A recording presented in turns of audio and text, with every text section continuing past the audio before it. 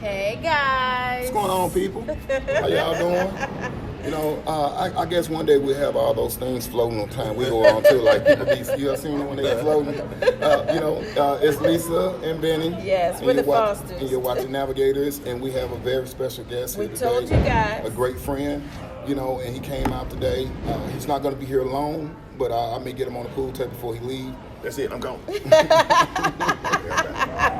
Maurice He got superpowers. I keep telling him he's going to play a superhero. I keep telling him he's going to play a superhero. Yeah. But he's a very accomplished actor.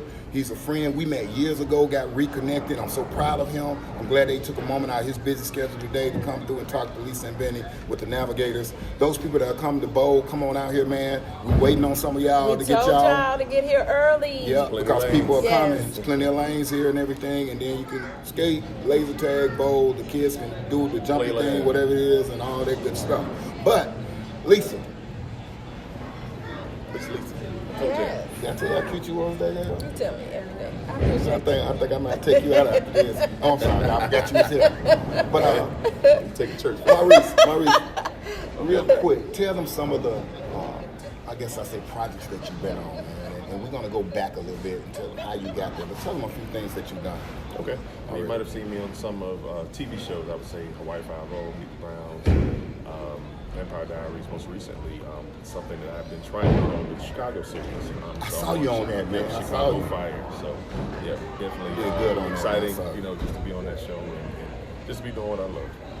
Cool. Now, you've been doing some traveling lately too. It was like overseas somewhere or something, right? Like international actor.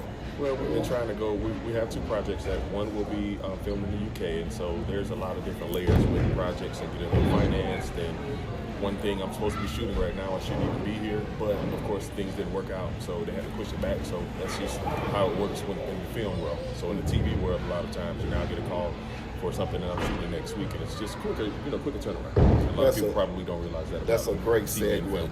That's a great segue with living in the moment. Yes. That's our topic for today. Anything you want to ask? Yeah, well, I know a little bit about your background. I know that you came from the corporate world. Yes. So we're going to talk about the transition from corporate world into TV.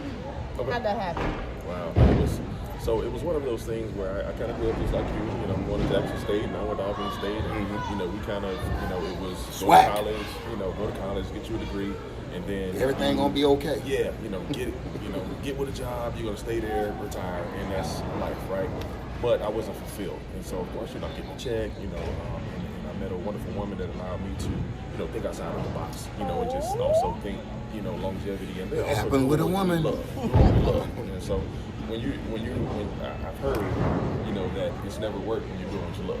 Right? You heard that? And that's really what it feels like every time I go on set. And so it was something that she saw in me, as well. She reminded me, she said, I'm about to maybe go on set one day, or I was auditioning for something because it's a process. And she was like, you just lit up. Right?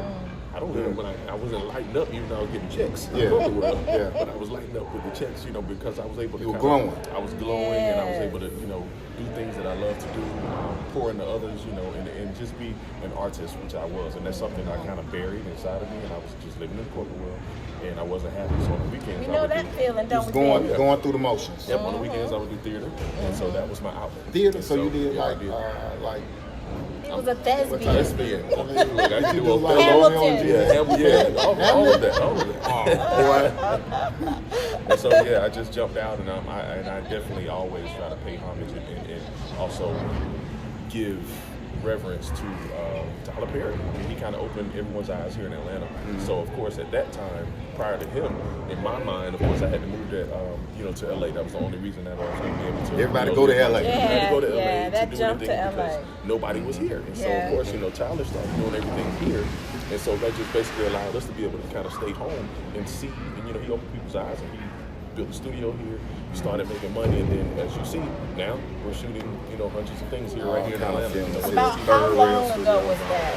This was 2000. Started transitioning. This was 2008. Okay, Yeah, so 2008. Now it's 2018. It's 10 years. Okay, y'all think about it. That's Definitely about doesn't happen overnight. 10 years. So it's a process. Yeah. But in that process, what he said was that he was in the corporate world doing his thing, making money, but he wasn't lighting up. There was no light there. There was no flow, no energy that he wanted. And then he started doing what he wanted to do. And then, and sometimes, guys, I want to say this to you, that you may not be where you want to be in that light up process. However, if you stick with it, if you stay with it, and you stay in the now, and that's what we wanted to talk about, the staying in the now part. That's the kind of difficult part, but it's as difficult as you make it. Exactly. And the point being is that living in the now means that you're not thinking about what's happened in the past, and you're not concerned or worried about the future. It is living right now, at this moment, at this second, at this hour, and it's step by step. It's a process. So real quick, she's preaching to me real quick. So real quick, what was your biggest disappointment since you become an actor? Your biggest disappointment? Wow, biggest disappointment.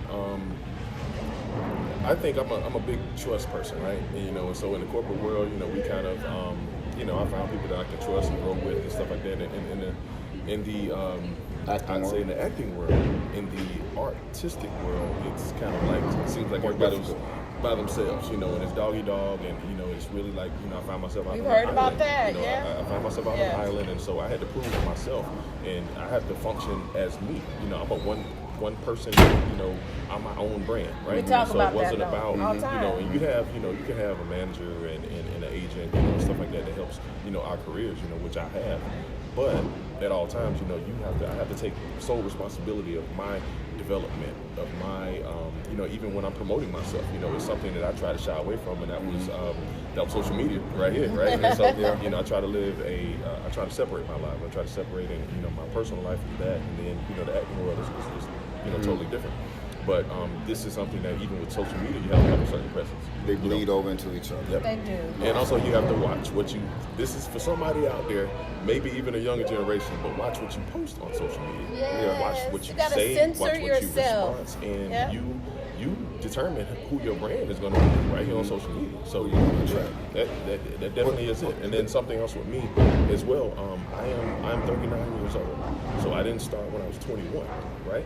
So it doesn't matter. You said something about 29. Started when I was 29 years old, and so it's and also in Atlanta, Georgia.